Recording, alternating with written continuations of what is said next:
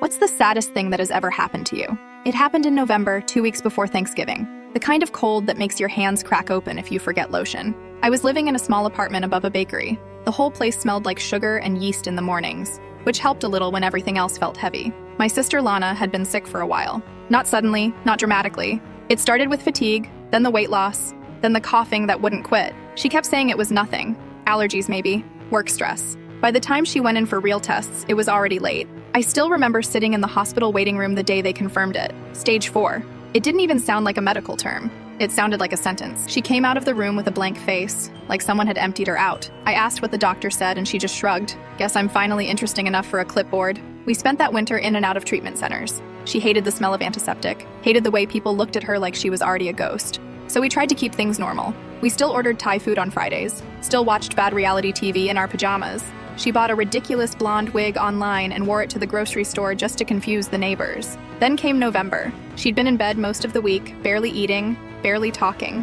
One morning, I came in to check on her and she was curled up facing the window, blankets pulled to her chin. I said her name, no answer. I said it again, louder this time. She blinked, looked at me, and whispered, "It's time." I didn't know what she meant at first. I asked if she wanted food, if she needed anything. She shook her head. "No more," she said. We sat there for hours.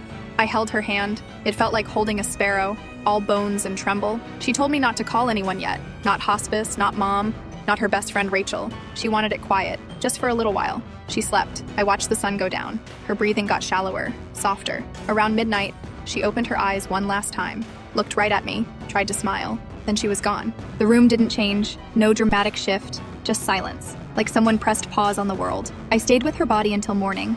I didn't sleep, didn't cry, just sat there listening to the bakery downstairs open up for the day, hearing trays clatter and the radio hum through the floorboards. The smell of cinnamon rolls came up through the vents. It was surreal how normal everything else stayed. After they took her away, I found her phone under the pillow. She'd left a note in the Notes app.